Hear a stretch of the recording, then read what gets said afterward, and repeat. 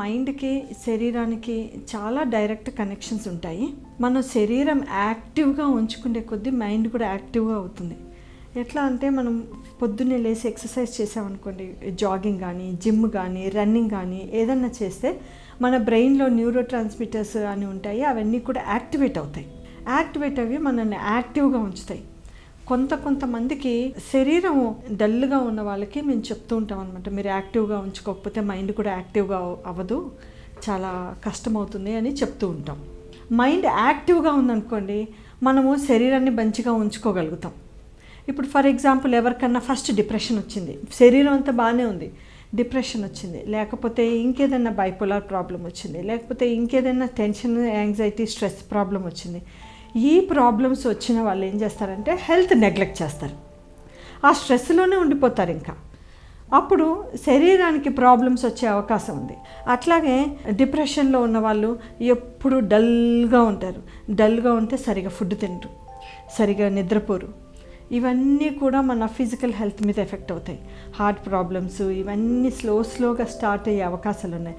Digestive problems కానీ gas problems కానీ ఇవన్నీ వచ్చే అవకాశాలు ఉన్నాయి. మనకి ఫిజికల్ హెల్త్ బాడీ ప్రాబ్లమ్స్, తర్వాత మెంటల్ హెల్త్ మైండ్ ప్రాబ్లమ్స్, ఈ రెండు ఇంటర్లింక్ ఉన్నాయని చెప్పుకున్నాం. అయితే ఈ బాడీ ప్రాబ్లమ్స్ వచ్చినప్పుడు కొన్ని ప్రాబ్లమ్స్ చాలా సివియర్గా ఉంటాయి. రీనల్ కిడ్నీ ప్రాబ్లం కానీ డయాలసిస్ మీద ఉంటారు. తర్వాత హార్ట్ ప్రాబ్లం కానీ, వాళ్ళు ఇంతకుముందు ఎంఐ కానీ హార్ట్ అటాక్ వచ్చిన వాళ్ళు కానీ, లేకపోతే హైపర్ట్రోఫీ కార్డియోమయోపతీలు ఇట్లాంటివన్నీ వచ్చిన ప్రాబ్లమ్స్ ఉన్నవాళ్ళు కానీ ఉంటారు. వీళ్ళకి డిప్రెషన్ వచ్చే అవకాశం ఉంది. ఇట్లాంటి మేజర్ ఫిజికల్ ప్రాబ్లమ్స్ ఉన్న వాళ్ళకి ఫస్ట్ ఫిజికల్ హెల్త్ ట్రీట్ చేయడం కరెక్ట్ పద్ధతి. ఫిజికల్ హెల్త్ మీద అటెన్షన్ ఇవ్వడం చాలా ఇంపార్టెంట్. ఇది ఇచ్చిన తర్వాత at the same time depression medicines కానీ కౌన్సిలింగ్స్ కానీ ఇస్తూ ఉంటే రెండు కరెక్ట్గా ట్రీట్ అవుతాయి.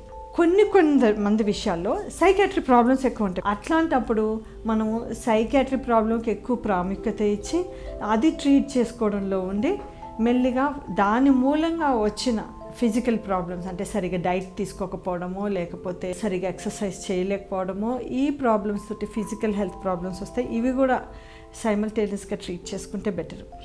కాకపోతే ఈ ఫిజికల్ ప్రాబ్లం మేజర్ ప్రాబ్లమా మెంటల్ ప్రాబ్లం మేజర్దా అని చెప్పలేము, ఆ కండిషన్ని బట్టి ఉంటుంది. ఏది సివియారిటీ ఎక్కువ, ఏది డెత్కి దగ్గరగా ఉంది అవి చూసి దాన్ని బట్టి మనం ప్రియారిటీస్ చేసుకొని మనం ట్రీట్మెంట్ ఇచ్చుకుంటే బెటర్. మెంటల్ హెల్త్ చాలా యాక్టివ్గా ఉంచుకోవాలి అంటే చాలా క్రియలు చేయొచ్చు అన్నమాట. ఫస్ట్ యోగా, మెడిటేషన్ చాలా హెల్ప్ చేస్తుంది మెంటల్ హెల్త్ ఫిట్గా ఉంచుకోవడం కోసం.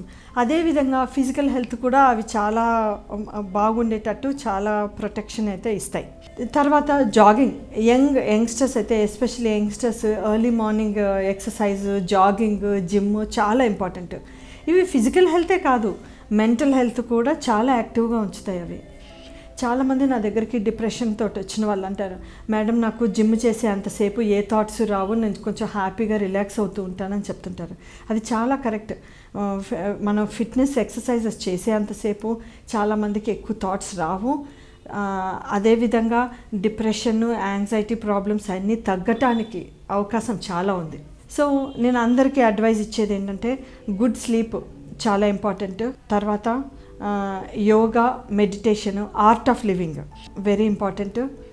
తర్వాత jogging, exercise, anything, morning exercises. Morning 1 hour అయితే మన బాడీకి కేటాయించాల్సిందే. బాడీ యాక్టివ్గా ఉండటంతో మైండ్ కూడా యాక్టివ్గా ఉంటుంది. అండ్ లాస్ట్ బట్ లీస్ట్ ఏంటంటే గుడ్ డైట్ అన్నమాట.